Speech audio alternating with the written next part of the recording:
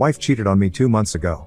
Went out drinking with her friends, happens rarely, despite asking her several times to stay home with me that night and spend time with our 2-year-old son. Apparently at the bar this dude bought her several drinks and she got drunk as hell, which was extremely atypical of her. Her friends had a bad feeling about this and tried to bring her home, but she insisted she would take a cab and her friends eventually left her alone with the guy. Well, as it turns out, she went home with him. The whole time I was blowing up her phone, dozens of texts and calls, and I kept asking her friends where she was, but I got no answer from them. I had never been so worried in my life, holy fuck. Then she comes back at 3 a.m. reeking of alcohol and covered in tears. She confessed to everything right at the fucking door, every single detail. She didn't even know this asshole's name yet liked him enough to go to his house and fuck him on his bed. She said as soon as her head cleared up she broke down in tears over what she just did and took a cab home. Now me, I was fucking enraged but didn't want to say or do anything since I knew I would probably go to jail if I did. I calmly told her to shower and go to sleep, then I took off my wedding ring and got the fuck out of the house. Just went around driving for a bit, screaming in the car, etc. Meanwhile she's blowing up my phone with tons of messages and voicemails apologizing and begging me to come back. I come back a few hours later and she's awake, still sobbing and mumbling. I asked her what we would do now and she swore to do anything and everything to regain my trust. I was of mind to divorce immediately, but I loved my wife and connected with her more strongly than with anyone else. I didn't forgive her yet but gave her a chance to try. She was ecstatic but still in tears, saying she doesn't deserve it but will make the most of it. And I guess she's been true to her word. She doesn't go out to bars anymore without me, she gave me complete access to all of her stuff, she only drinks when I'm there, and she has been giving 200% to please me, cooking all my favorite meals, buying me tons of gifts, continuously apologizing, doing more housework to give me more free time, even writing poems asking for my forgiveness. She even confessed what she had done to her friends, who have been avoiding her more and more out of disgust for what she did to me. She also told her parents what she did on her own accord, and explained that she was raised better than that and is trying to save her marriage. Not once did she try to blame the cheating on me or remove any responsibility from herself. She didn't try to justify or rationalize what she had done because she knew there was nothing bad about our relationship she could go off of. She accepted full blame and owned up to her actions. She said she's willing to do whatever it takes for as long as it takes to save our marriage. She still cries from time to time out of remorse, like before bed, during showers, sometimes just while cooking. This sounds like the perfect post-cheating course of action, I know. She is doing everything flawlessly. Despite this, I just can't get the image out of my head. Every time she tries to be intimate I think of her and him, clam up and then push her away, not violently. Since that night we haven't so much as hugged. She has tried to kiss me before but like usual I just distance myself. I've been sleeping in the guest bedroom while she begs me to come to her and then cries herself to sleep every night. I know that she's truly and genuinely sorry, that her remorse is real. These aren't crocodile tears that most cheaters cry when they get caught. She did everything right. She confessed to me immediately, changed her habits, and did everything I asked. She sometimes asks me if I've forgiven her yet and I always say not yet. I mentioned possibly divorcing to her a few weeks ago and she broke down, saying she will never love another man, will never allow another man to raise our child, that I mean everything to her and her whole world would just shatter into pieces if she lost me. I think out of all the people who have ever cheated and want to regain the trust of their partner, my wife has done the best. Despite this, I just can't forget about she did. I wake up in the morning and the first thing I think of is her in his bed with him. I have trouble sleeping now since the thought of them having sex keeps me up. I feel nauseous and numb all the time. The singular thought some other guy fuck my wife is stuck in my mind all day. I don't want this to keep happening but I can't find any way to strike it from my mind. Every so often I feel like unleashing all my anger on her, calling her all the names in the book, telling her I hate her. Lately I find myself on a local pier, just staring out into the ocean for hours at a time. I go there to just stop thinking about what she did and escape for a while. Then when I go home the misery starts again. I don't know if I love my wife anymore. At times I feel such a strong hatred for her that I almost vomit knowing that I married her. Sometimes I see her as she was before the cheating and in those moments I can love her again. They don't last longer than a few seconds though. I feel like I'm the bad guy for wanting a divorce. She has been doing everything correctly since the infidelity so I should forgive her, right? That's what most people would probably do, I guess, but I can't stop thinking about her and the other guy. I know that as long as I keep thinking about them, this marriage won't last. Our anniversary is in 9 days, this keeps triggering memories of our relationship, the wedding, the birth of our son, trips we took, happy days, etc. Now it just hurts, a really heavy pain in my chest and throat to think of them. We've been together since high school, fully committed and faithful. I just can't grasp how she could do this to me, how she could make a series of bad decisions, one after the other, to end up cheating. My mouth feels dry whenever I think of how that night must have gone. How she must have kissed him, walked into his home, to his bedroom, laid down on his bed, took off her clothes, whatever. A lot of the time I feel like killing myself or killing her or killing the other guy. I fantasize about cheating on her to make things even. Sometimes I imagine just hitting her over and over, but I would never do that. I never laid a finger on my wife. I don't hurt people. I've never had violent or angry thoughts like this before. My wife's adultery fucked with my head more than should be possible. I don't feel like the same person anymore. I feel hollow all the time. I'm here to ask, is there any way I can bring myself to forgive her? Or should I just divorce her and move on, find a woman who won't cheat on me? I want my son to grow up with the belief that cheating is totally unacceptable. I feel like if I stay with my wife, my son will learn that it's okay to forgive cheating, and I don't want him to ever stay with a woman who cheated on him. At the same time, I keep living every day hoping I might have an epiphany, that I can truly forgive her and love her again. Seems like a hopeless fantasy though. Please help me. I don't know what to do. I'm sick of feeling sick. Small update, I figured out what I'm going to do.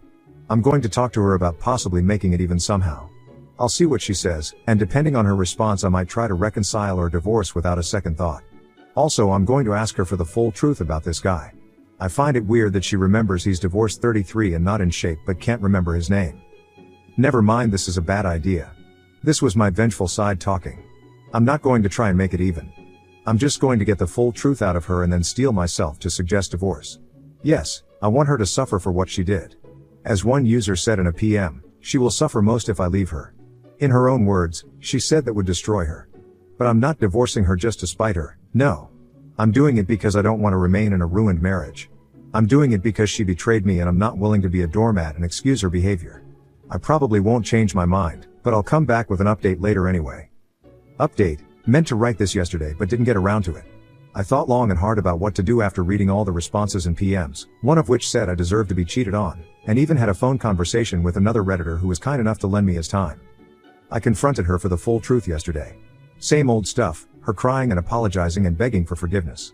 She didn't remember his name since it didn't come up after their introduction, and she said the reason she kept talking to him was because he was practically drooling over her beauty and she took pity on him for being recently divorced, losing his house, custody, money, etc. So basically my wife tried to comfort him and got her ego stroked at the same time, then fucked him. Her phone was on silent the whole time, very unusual of her, but she wanted to hang out with her friends undisturbed. I suppose calls from her husband were considered disruptions that evening. The fact that she gave him what I interpreted as a pity fuck made me lose the little respect I had left for her. She swore on her life that she would do whatever it takes for as long as it takes to regain my trust and save our marriage.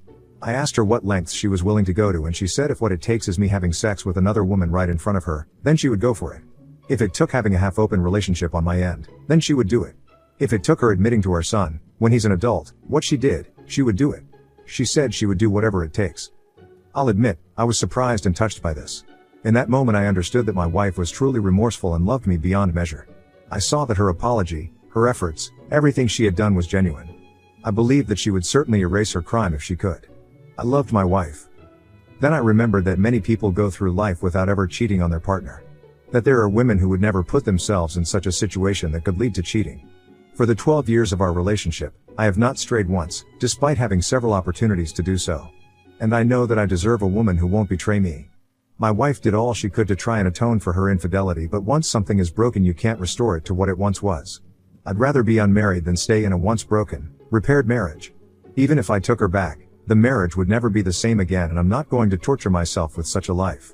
I don't want to constantly be in paranoia, wondering if my wife truly is at the grocery store, if she is actually working late or hurting me again. I told her I wanted a divorce and she broke. I explained to her why despite her pleading. She got on her knees and begged at my feet, saying that she would rather die than be without me. I told her that actions have consequences and I will never forgive her for cheating. She kept crying and I told her to move back in with her parents for the time being. I said I would take care of our son but she's allowed to visit him anytime. She kept crying and begging but I was firm on this. She's moving out in 2 days. I plan to meet with a divorce lawyer soon and get the ball rolling. I'm not sure if time away from my wife will change my feelings but I strongly doubt it. She made her bed, now she can lie in it. I guess that's it. I'm going to divorce her and hopefully get my life back together. I know it's still too early to think about these things, but I've already decided to remain on civil but minimal terms with my wife when we are divorced. Never will I entertain the idea of reconciling with her, but I will be polite in our future interactions solely for my son's sake.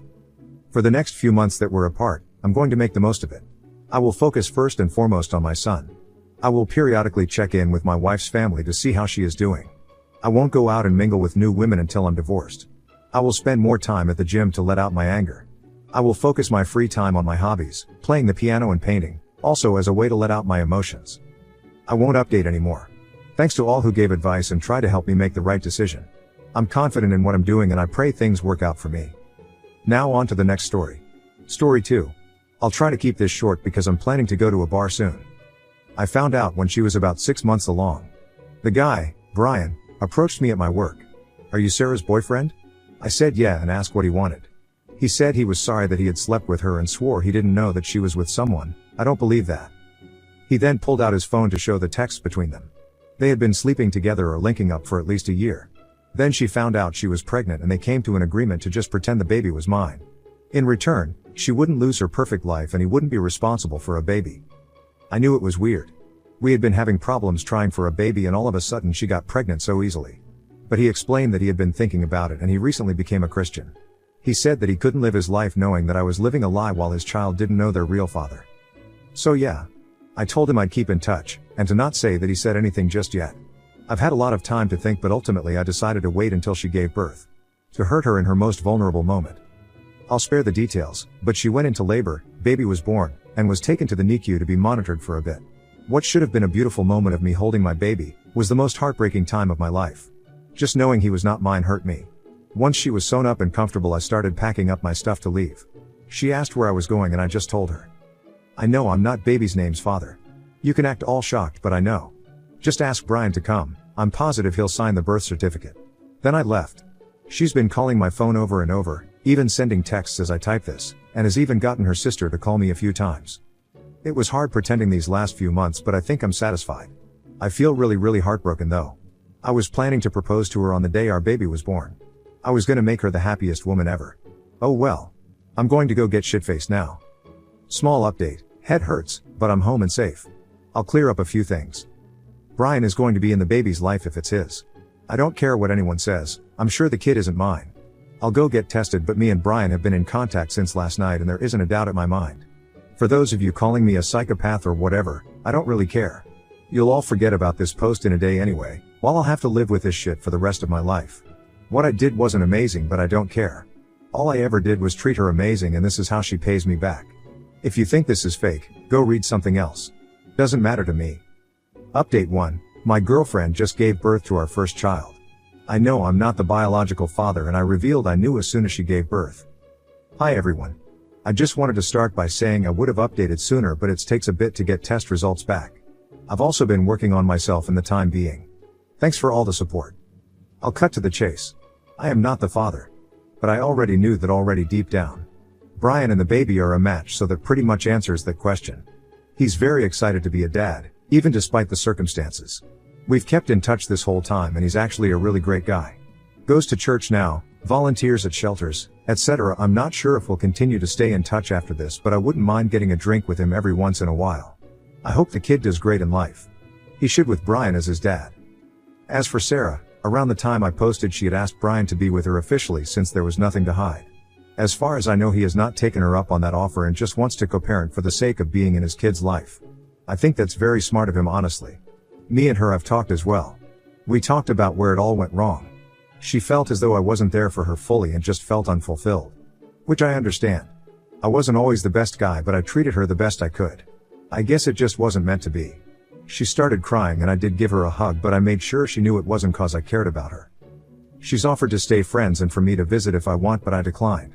I'm not really interested in keeping up with her and her kid but I did give her the stuffed animal I was planning to give our kid someday as a gift. She's been staying with her mom, and has fully moved out her stuff. She asked me to keep her number but I blocked her the same day she finished moving out. So it's just me now. I'm not gonna lie, my heart has been super heavy. But I think I'll be okay. There's a cute girl at my work and we've been talking. She's a single mom and has been awesome so far. I explained that I wanted to go slow cause of my recent breakup and she understands. We've hooked up once or twice, nothing serious yet. I just want to be by myself for now but I'll likely give her a shot when I'm ready. That's it for now. I'm depressed, but I'm working out now at least. I never want to talk to Sarah and will likely never see her again. It sucks cause she was such a big part of my life but that's gone now. Thanks for all the support. I'll answer questions if you guys have more. Edit. Just wanted to mention that I still don't feel bad about what I did. I can tell she's still hurting, but I definitely think it's deserved still. Update 2. I'm the guy who waited until his partner gave birth before telling her I knew the baby wasn't mine. Here's how my life is going. I keep getting DMs asking me to update, so here's one. Been roughly 8 months. Check profile for original story. No, I don't talk to Sarah. Screw Sarah. Haven't seen her. Last I heard, she moved to 3 hours away with her mom to be closer to some family. I kept seeing her around town a lot, so I'm beyond grateful she's gone. She would attempt to have conversations with me sometimes in the first month after she gave birth, but that soon stopped. As for Brian, we text occasionally. And we did go out for that beer. He overall seems happy to be a father, but we don't talk about Sarah. I don't keep up much with him anyways. We're both hardworking men with jobs, kids, and lives to live, so it's kinda hard to keep up. I don't think they're together at all, but who knows. Speaking of kids, the woman who was a single mom that I started seeing? We're still together. Her kid is awesome and I love being her stepdad, TBH. So a big middle finger to those who told me to stop talking to her or that it wasn't gonna work. It may seem like we moved fast, but, at this point, I don't care. I've never loved anyone more. We communicate properly, hardly fight, just so much fun. I initially was gonna cut all contact with her after falling off into a bad drinking habit, but she really kept me grounded. I didn't meet my stepdaughter for a while, but when I did, I knew I couldn't leave. Being a part of this little family has healed me in ways I literally can't fathom.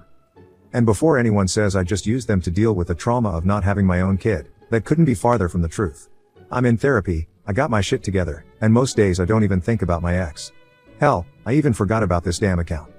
Words cannot describe how much my life has picked up. Thank you Reddit strangers for being there in the darkest time in my life. Honestly, it helped. Hoping to propose to my girlfriend sometime in the future. That's it. Bye.